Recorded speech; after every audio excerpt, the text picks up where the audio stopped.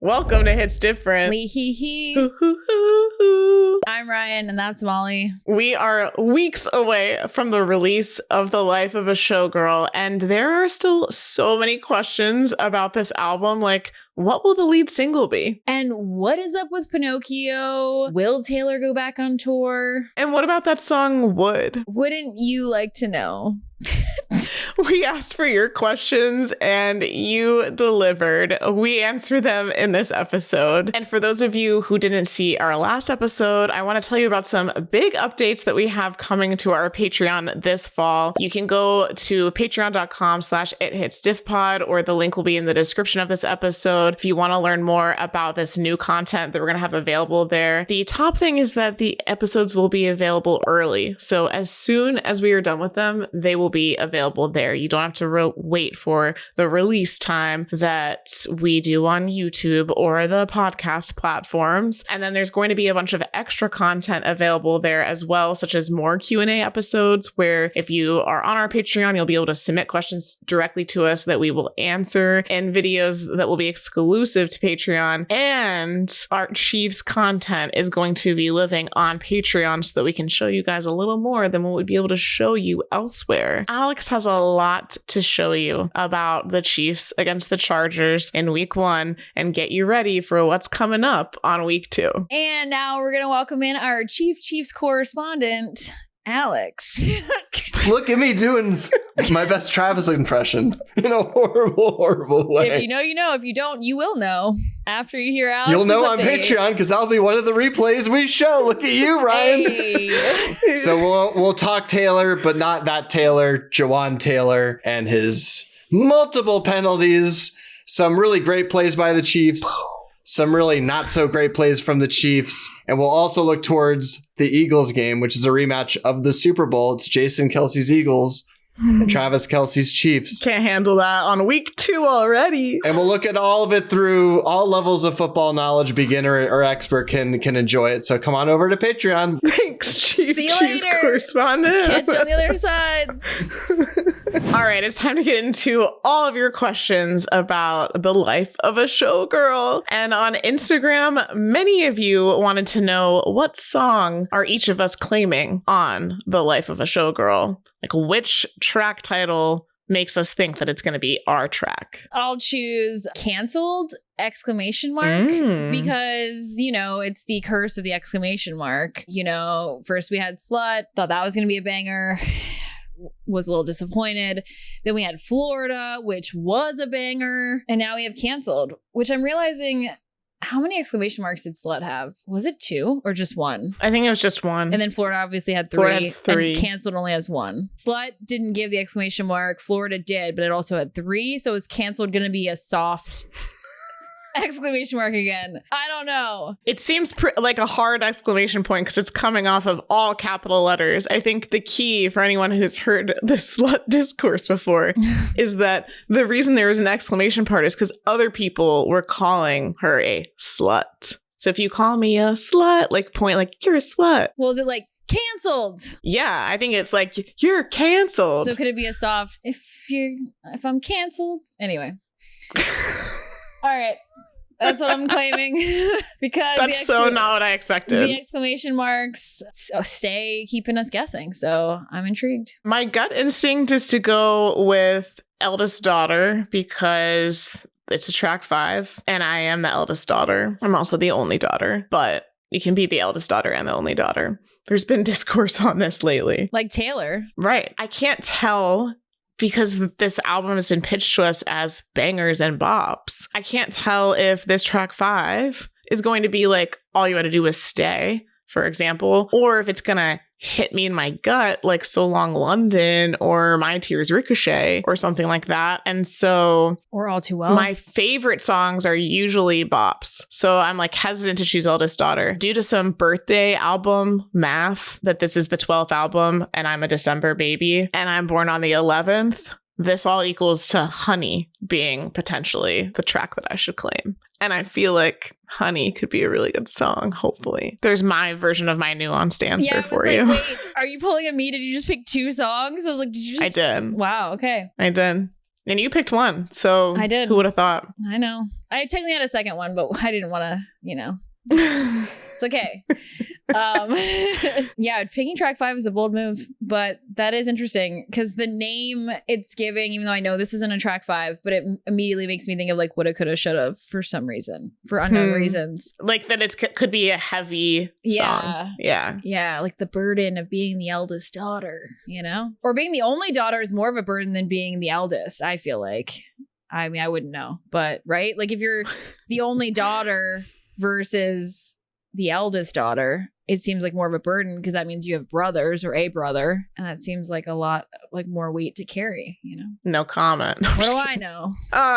You're like, well, yes. I'm gonna skip ahead actually because we have another question about eldest daughter on our list. So I'm gonna jump down to Danielle on Patreon said, what do you think eldest daughter could be a reference to? It's the track 5. Could it be about her taking care of her parents in Florida? I'll answer this one to start. I don't think it's about that because the timing doesn't make sense. The album was written apparently in the summer of 2024 while Taylor was in Europe. And when Taylor was talking on New Heights about taking care of her parents from their recent health issues, that was more recent. I think the album was done at that point. So I don't think it's about that. But I've seen some theories about eldest daughter. Obviously, it could be about Taylor herself. It could also be about how she's influenced other people in the industry. But I've seen theories about that for father figure too. Yeah, I mean, I think the eldest daughter is kind of like I said, like I feel like it could be about like the burden of being like, in her case, she has one brother. And so maybe the burden of like being the only daughter and like what that responsibility that carries. She's the oldest because her brother's younger, right? So it's like also being the firstborn and like all the pressure of that. Yeah, all you had to do was stay. Isn't that like one of the only like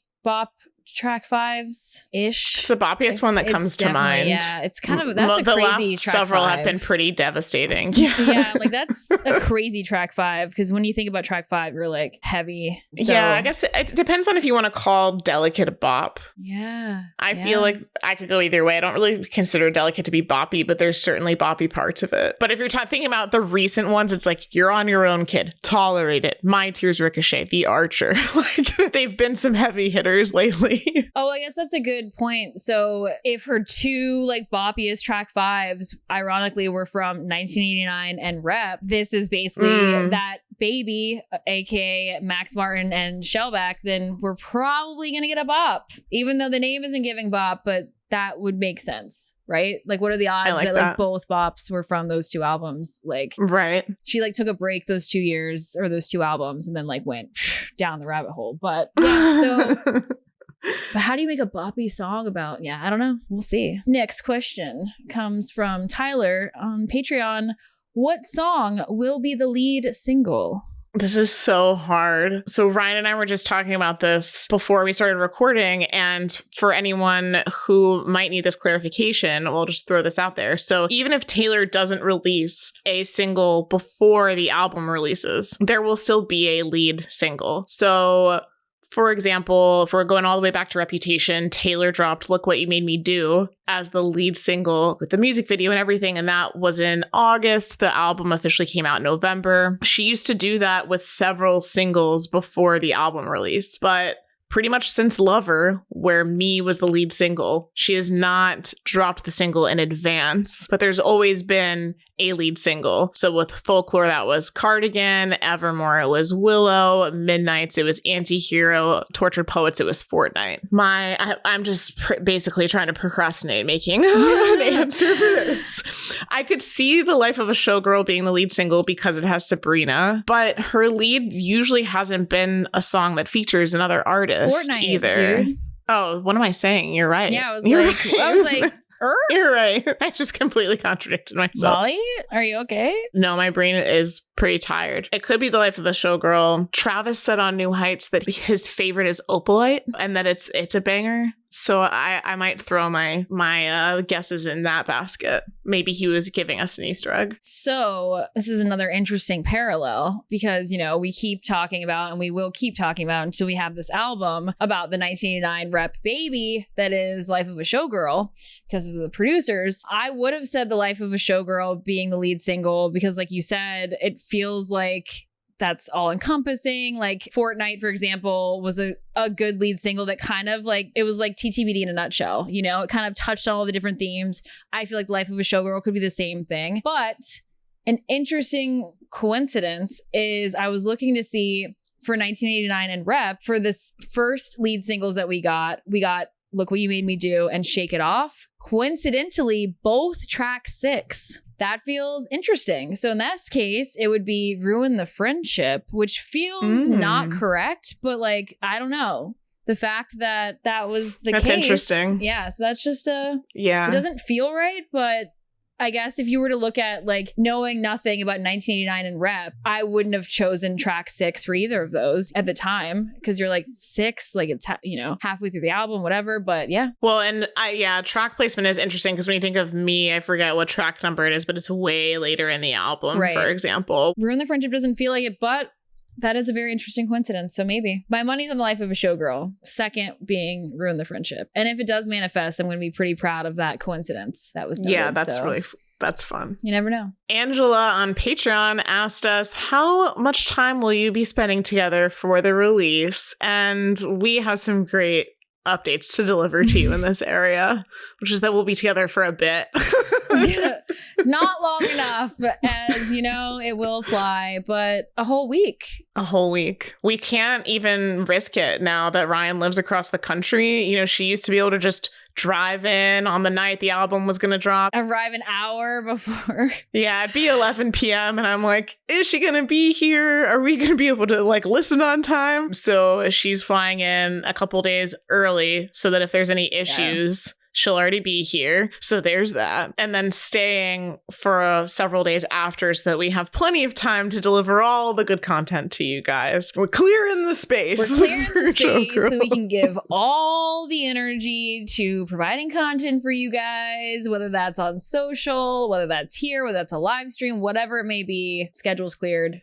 So we'll be together for like a week. And for Tortured Poets, we were able to do a lot in the weekend after, but I think you had to leave Sunday. And at that point was when we had finally sat with the songs long enough to be like, oh, it'd be fun to make a dance to this or to do this TikTok. And you had to leave. And then with the Vancouver Eras shows, you know, those ended on a Sunday night. I think you were also supposed to leave the next Monday night. And we ended up, you just kept staying an extra day.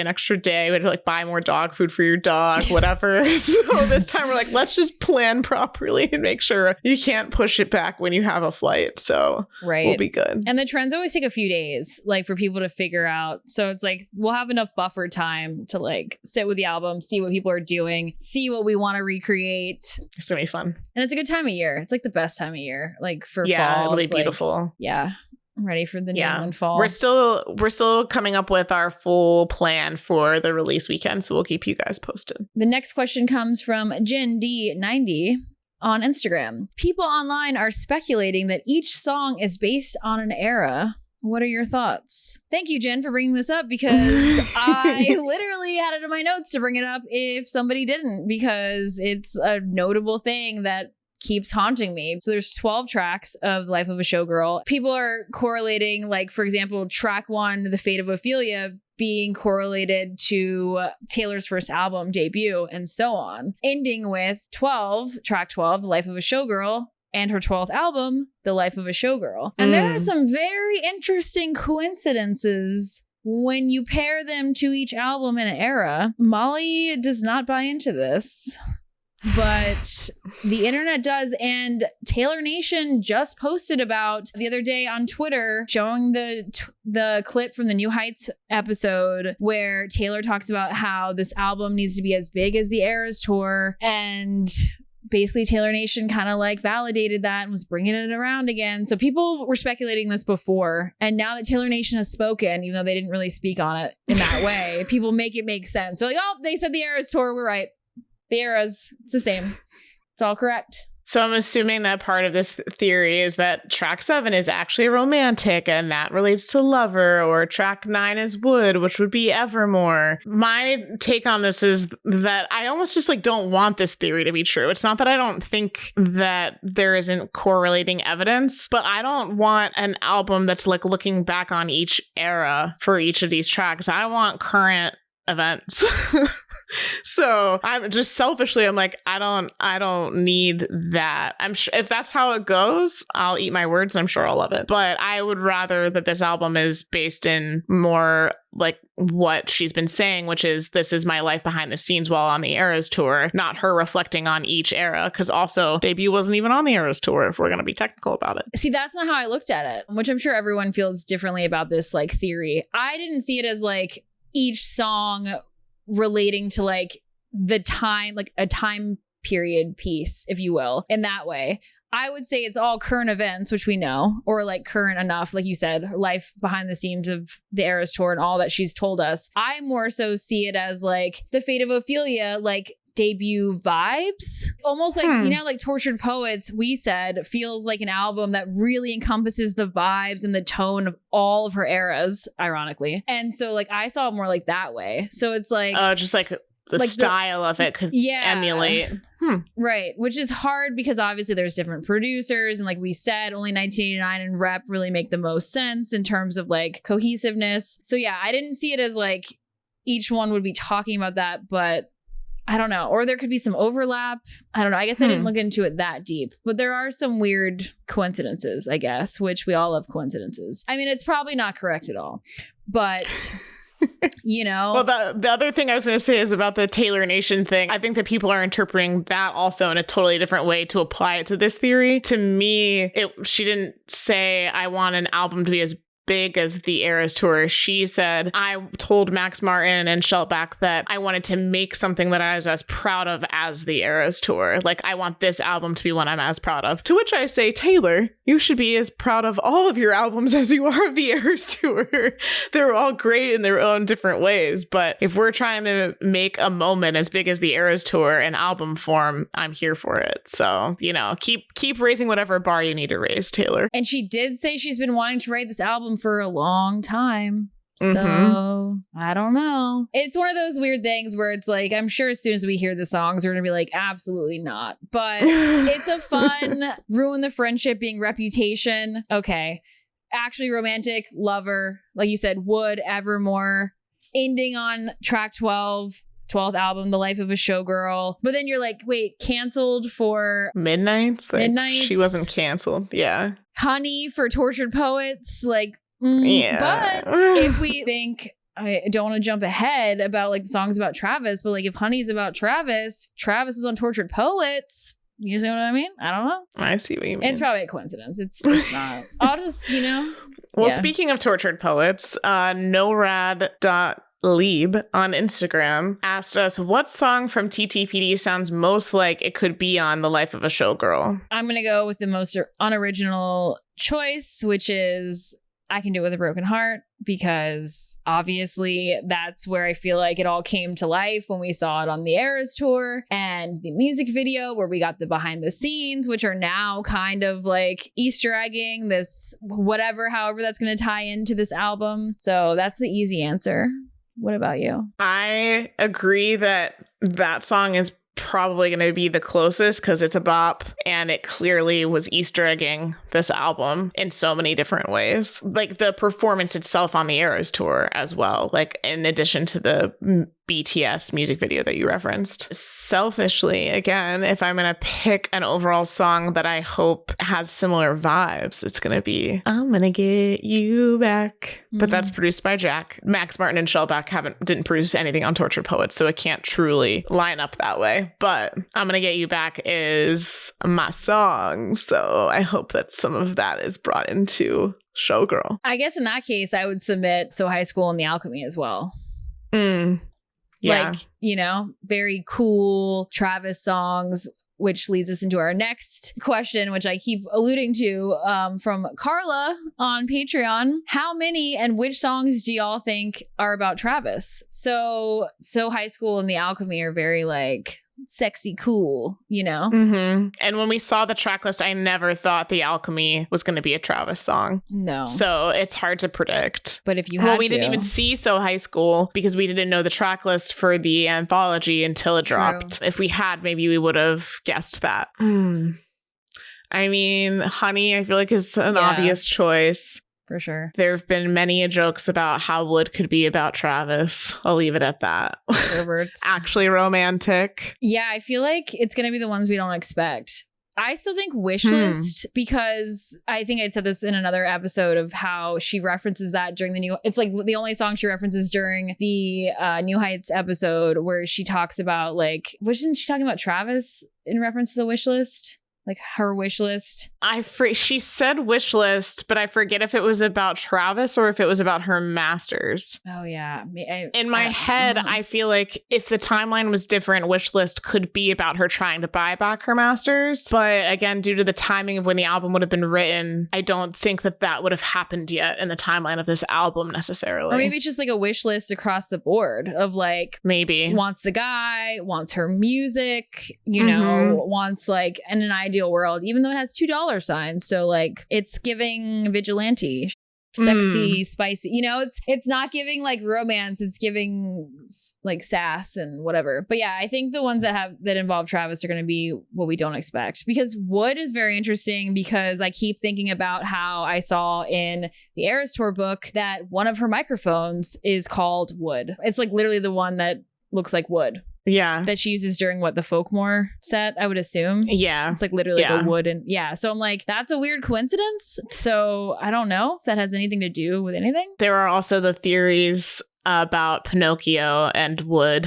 which I'll jump ahead to a different question from Sarah on Instagram, which is, what do you think Pinocchio means? Some people think that the Pinocchio that was behind Travis during the New Heights interview was somehow a nod to this track called Wood, because Pinocchio is a wooden toy that becomes a real boy. Yeah, I don't know what the Pinocchio correlation is, because you see it behind Sabrina as well. When did we see it with her? It was her version of Secret Sessions before Man's Best Friend came out. There was a Pinocchio behind her. Which now that we've heard the album, it doesn't make any sense. So it does feel like this weird connector that maybe only has to do with track 12 that she did with Taylor. I don't know. But there's this, people have deep dived Pinocchio and the story, and how Taylor commented on the 2022 version, like posted a story back in the day and was like, it's amazing. And that storyline, I guess, is different. And then she talks about like a cricket and jumping so far. Jiminy Cricket. Yeah. So I don't know. Even Jason's gotten pulled into this because on New Heights, he was trying to ask Travis, what about the Pinocchio? What about the Easter eggs? And Travis said, oh yeah, Pinocchio. He's right there. It's got Jiminy Cricket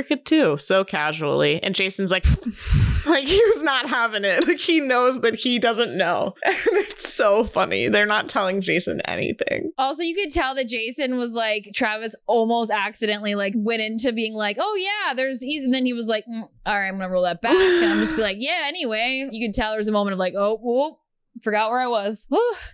Never confirm something is an Easter egg.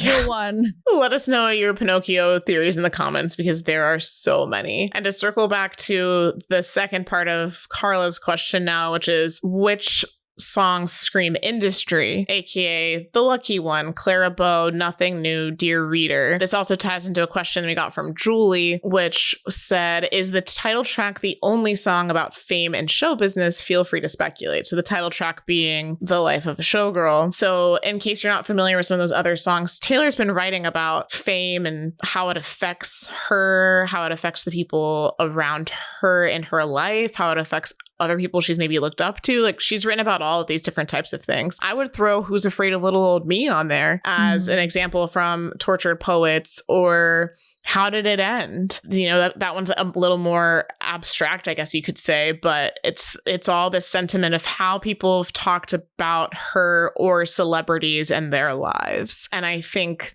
there will be a lot of that on this album. I just randomly thought about, because originally I was like, oh, the fate of Ophelia. And then I was reminding myself like who Ophelia is, and like the fact that she went mad after her lover was killed by her father, leading to her tragic death by drowning. And I just had a light bulb. I was like, oh my God, it's giving like blank space. Oh, like she went crazy after her lover died. I don't know, like, if we're once again tying into like the producers of 1999 Rep. That was just a random side note. I just wanted to plug in there. We will do a deep dive of the track list on another episode. As far as the industry songs canceled, is that too easy? Too obvious? Yeah, I feel like canceled could go in so many different directions. It could be about the industry, but also just about social media or how people treat being canceled in general. I feel like The Life of a Showgirl, obviously the title track, is probably playing into the parallels of being on stage versus what's going on in your real life. But I think Elizabeth Taylor is another top candidate for something about the status 100%. of celebrity and people being interested in your life and having public It's like eye on you. Claire like 2.0. Yeah, for sure. Yeah, which also I saw someone bring this back recently. Do you remember when Kelly Teller gave Taylor a ring a year and a half-ish ago for her birthday? I think Dumois reported that Travis gave it to her or something. And so Kelly kind of planted a trap by liking a comment of someone saying that Travis gave it to Taylor. And then later she dropped the proof, like, actually, I gave this to Taylor. Like, stop reporting things that you don't know about. But in the video that Kelly revealed of her gifting the ring to Taylor, Taylor says, "Oh my gosh, I feel like this isn't a ring for me. It feels like a ring for Elizabeth Taylor." And I think that it was also an opal. Some people are calling it opalite and blue topaz, but others are calling it opal and blue topaz, which technically opalite is similar. Opalite is technically a man-made opal-like glass stone, milky blue, similar. But yeah, that is crazy. Yeah, so was she already Easter egging? I mean, we think that she was Easter egging the concept of Showgirl dating back to at least Midnights, but maybe she was already Easter egging the track titles as far back as that was, I think, December of 2023. Yeah, that's crazy. Yeah. Our next question comes from Bitsy W on Patreon. Do you think there maybe a Showgirl residency versus a tour to support this release? This just screams Vegas. So I know a lot of people have talked about a residency, and like the Super Bowl speculations, I don't buy it. I'm not here for it. I get it. Obviously, a Vegas, like, it does track and it makes sense. But just in terms of Taylor, where she's at in her life and her career, like, people usually who have residencies are not necessarily towards the end of their career, because obviously Adele had one. She's kind of still, she's not that, you know what I mean? She's like in the midst of it. But I feel like they're artists who kind of chill a little bit. They're taking a pause. They want some consistency. Or it's the opposite of, it's like Britney Spears, Backstreet Boys, artists who were relevant like 20 years ago and are now like coming back. Yeah, I don't feel like she'd be happy with that right now at the state of her life. I don't know. I think it's hard to tell. We got a couple different questions like this. Chuck on Instagram said, will there be a Showgirl tour? And JG Too Drippy said, if she goes on tour after this album, what will it look like? I think it's really hard to know because there are a lot of different events happening in the US over the next couple of summers between the World Cup and the Olympics and things like that. That's going to make scheduling really hard with stadiums. There have been rumors about the Sphere in Vegas, for example. I could go really either way on a Vegas residency. One is that because of all the reasons you just said, a lot of artists who maybe aren't doing this in like a legacy way, but like choose to do it earlier on in their career are doing it because of the consistency. I don't have to make everyone travel around to different places, like in your crew or your band or your dancers or singers, whatever. You know, we talked about like Taylor's parents have had health issues, things like that. That makes all of those types of things a lot easier. But then obviously it means that your fans have to all travel to Vegas. So it's an interesting choice that she'd have to make if she wants to go that direction. And the capacity of doing a residency in Vegas versus a stadium tour is definitely different. 149 shows on the Eras tour in huge stadiums for the most part. Obviously, like some of the Europe stadiums were smaller versus how many shows you do in Vegas to meet the same capacity. Like that's definitely different. So I don't know. I could see it going that way if that's what she wants for a consistency, less travel type basis. Because remember back a couple years ago with Loverfest, she was only going to do 4 shows. But that was only because of COVID. No, it was before COVID. Oh yeah, you're right. It got canceled because of COVID. That was because her mom was sick at the time, was what everyone thought. Was like, she said, I think even for personal reasons, like, I'm just going to do 2 shows in LA, 2 shows on the East Coast, which were going to be at Gillette. So I feel like she was actually going that direction. True. I do forget about that because it obviously did not happen. And because we were lucky enough to have gotten tickets before it got canceled. But it makes me think about when Harry Styles back in 2022 did a brief residency at Madison Square Garden. Tickets sold out. I tried to go and it was impossible. So it's like, I mean, I know like the Loverfest, same idea, obviously, but like selfishly, I'm like, please don't make it even harder to get tickets, Taylor. Like you said, like if the venue, if it's smaller, it's going to be even harder. And you would think, oh, it's one location, that'll weed people out. No, it doesn't matter. Especially because Vegas is actually a pretty cheap place to fly into no matter where you live. But it's like, please no. You need the stadium numbers to be like, okay, at least 80,000 people can go to this one show. Great. That like checks off a good amount of the fandom. But yeah, if you're going to put them in a tiny little arena where it's like however much, it's like, yeah, that's not ideal. I dread the day. Like whenever Taylor does do the Sphere at some point in her life, I hope she does it because she would make an insane Sphere show. But when she does it, there's no way that a majority of fans are getting tickets. It's going to be impossible. It's going to be thousands of dollars and, you know, release a DVD, girl.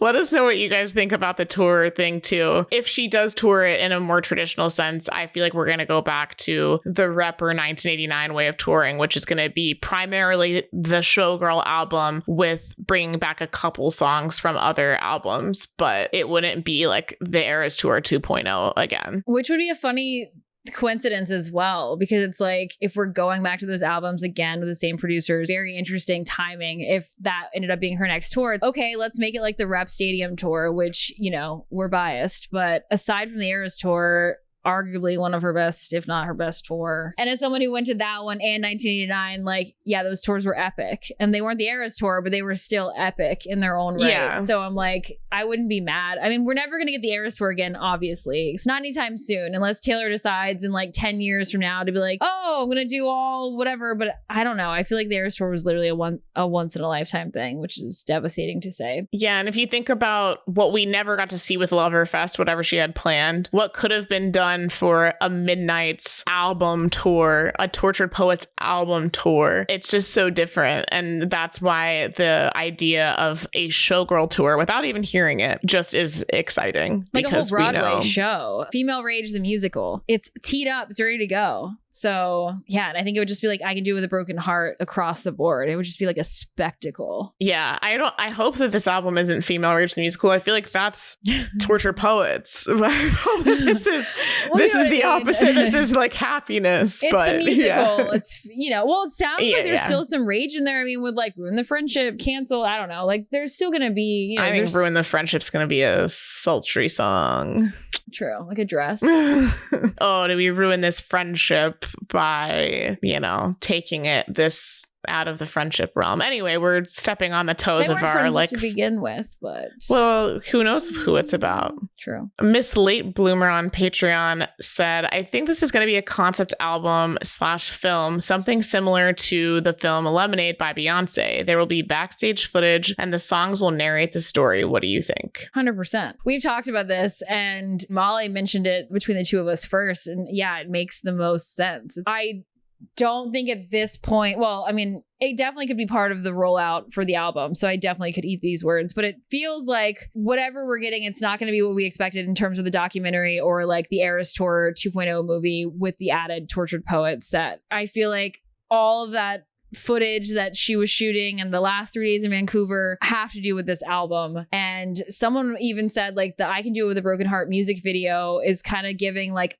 trailer vibes, like a trailer for Showgirl. The Life of a Showgirl, you know, like the Life of a Showgirl, like concept album or film or whatever it is. It's just a little bit of footage that you're going to see in the grand scheme of, you know, all of it. And it just makes the most sense. And like, how epic would that be? And we just talked about like correlating the tracks with the Eras and the Eras Tour, but it's like, what if that's not it. And it's just like, if it was a concept album with footage from the Eras tour, it's like she's been saying, it's like behind the scenes and like her life during the time. And what better than like footage from the Eras tour and from the behind the scenes of the Eras tour. That's what I want to see. Yeah. So because we know they were sense. filming her getting in the cleaning cart and under the stage and her family at the show and her running to Travis. They were getting all that stuff on footage. So I think it might even be less about the footage on stage. Like that could fill in some gaps of the storytelling, but it might be more, think Miss Americana, where you see her perform for like 2 seconds and then they're showing you her in the car on the way home after. In the dressing room, which she's already alluded to with these album covers, in the dressing room after the show. I mean, she does get in the car pretty quickly. I don't think she goes to the dressing room, but either way.